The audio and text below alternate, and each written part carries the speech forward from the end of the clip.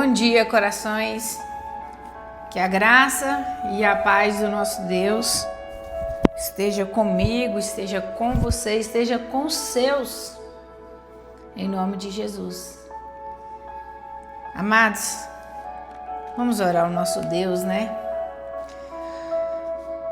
Pai nosso que estás no céu, santificado seja o vosso nome.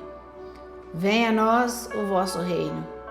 Seja feita a vossa vontade, assim na terra como nos céus. O pão nosso de cada dia nos dai hoje.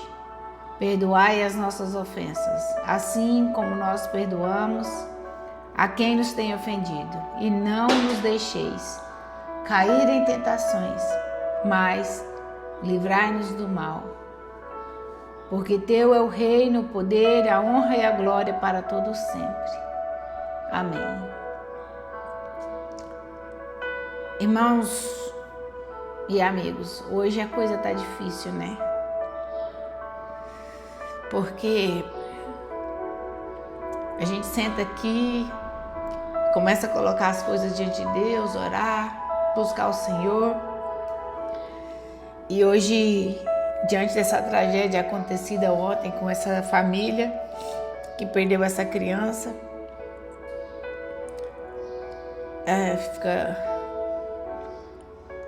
a gente fica muito abalado, porque a gente se coloca no lugar dessa pessoa e pensa no tamanho da decepção, da tristeza, da dor.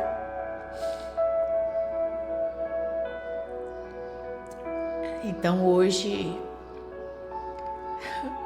acho que hoje eu vou gaguejar mais do que o comum, vou chorar mais do que o comum.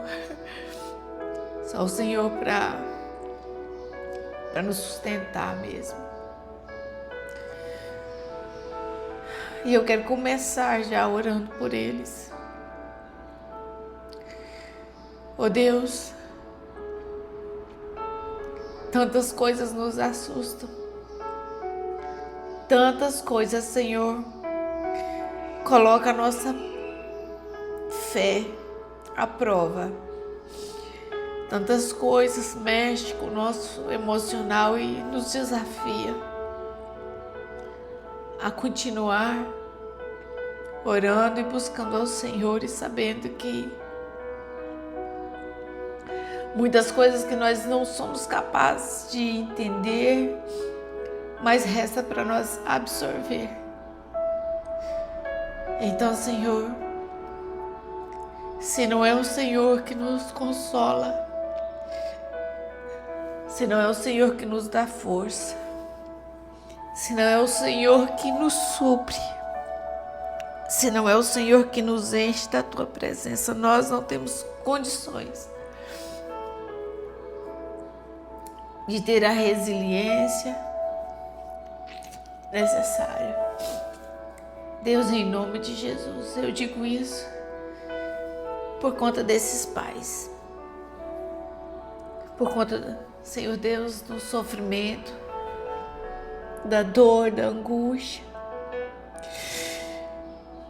que a gente passa aqui nesse mundo. Deus, só o Senhor pode consolar, pode acalentar nessas horas tão difíceis, Deus. Se eu, Senhor, que estou aqui, estou distante, me questiono, me sinto desafiada. Pensa, Senhor Deus, essa família. Tem misericórdia, conforta e consola, porque só o Senhor pode fazer isso. Amém. Amados, desculpa, deve ficar horrível eu fungando aqui no telefone. Ai, Deus. A palavra do Senhor ela nos ensina que a gente não deve ter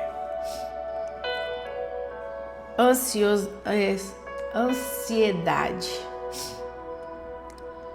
mas que nós podemos levar todas as coisas e descansar no Senhor, Deus da nossa salvação.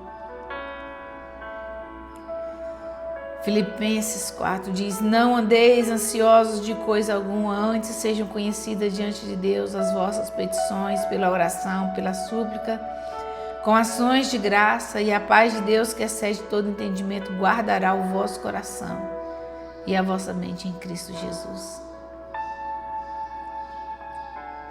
E às vezes a gente pensa: Senhor, como é que eu não ando ansioso?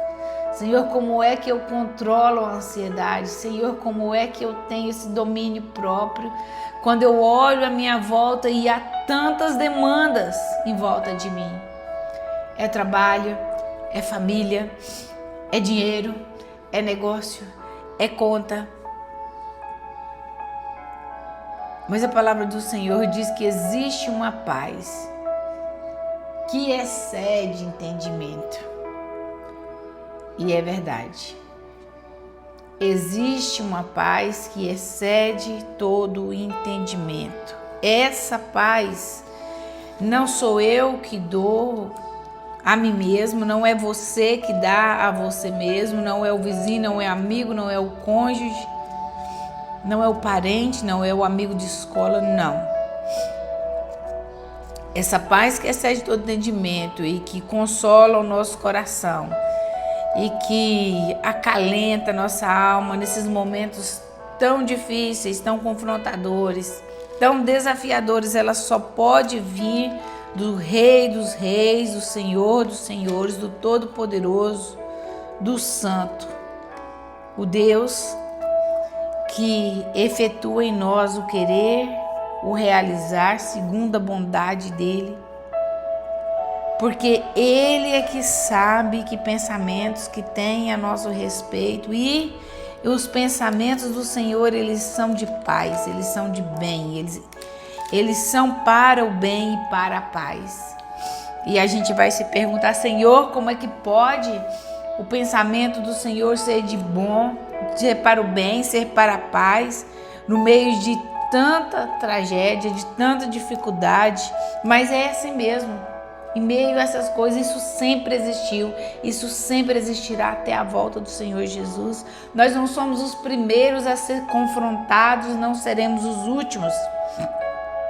Mas antes da gente entrar nessa parte de não andeis ansiosos, a palavra do Senhor no segundo versículo anterior, ele diz: alegrai-vos sempre no Senhor. Outra vez digo, alegrai-vos. Alegria em qualquer coisa? Não.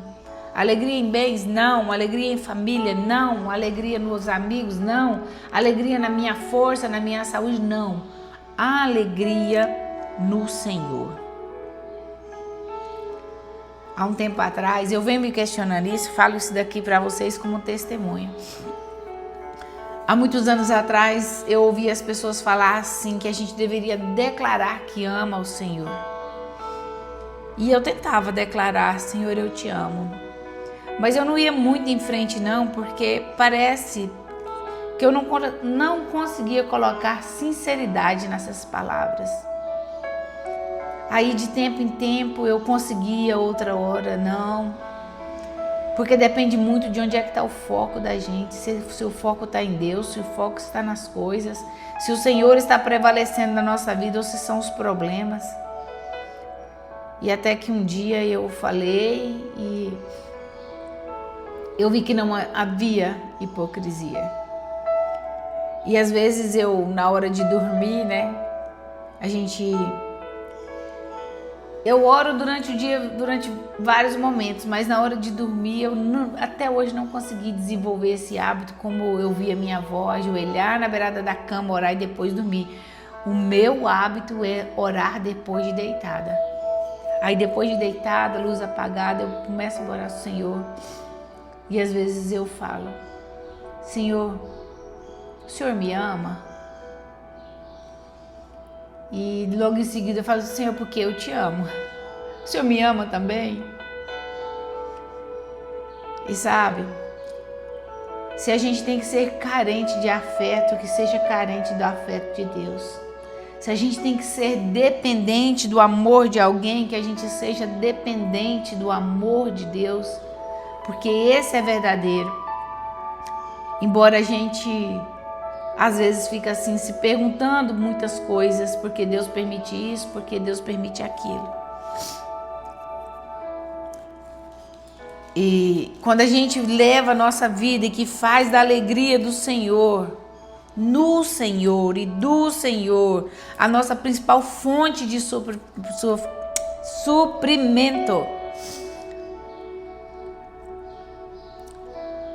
é que a gente vai chegar nessa paz que excede todo entendimento. É porque outras coisas ficarão mesmo em segundo, terceiro, lá em derradeiro, no último plano, e o Senhor vai ser o primeiro plano na nossa vida.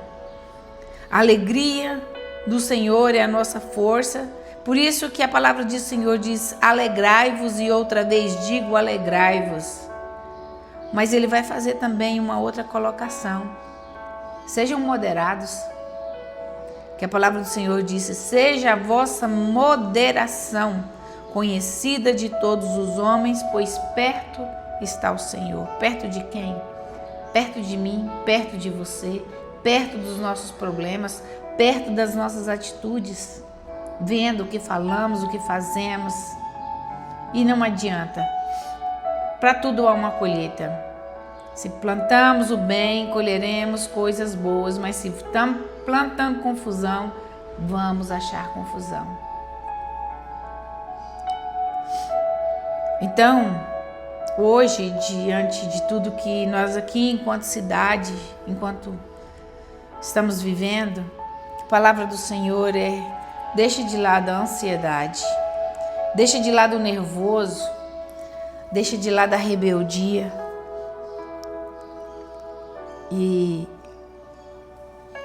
vamos focar, e vamos crer, e vamos esperar, e vamos confiar que a resposta do Senhor, ela virá. Ela virá independente da nossa força, porque a nossa força tem que estar nele, o Deus provedor. Ele é bom, Ele é justo, Ele é santo, Ele faz, Ele cura, Ele restaura, Ele transforma e por fim Ele salva. Amém?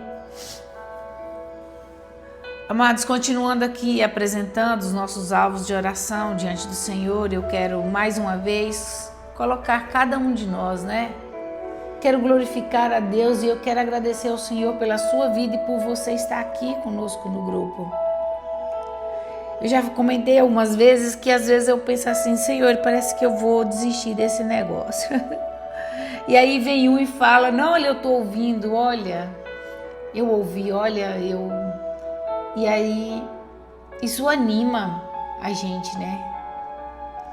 Então nós não vamos desistir, porque nós não somos dos que retrocedem. Nós colocamos a mão nesse arado e pela graça e pelo poder e pela resposta de Deus, nós iremos prosseguir, permanecendo, intercedendo.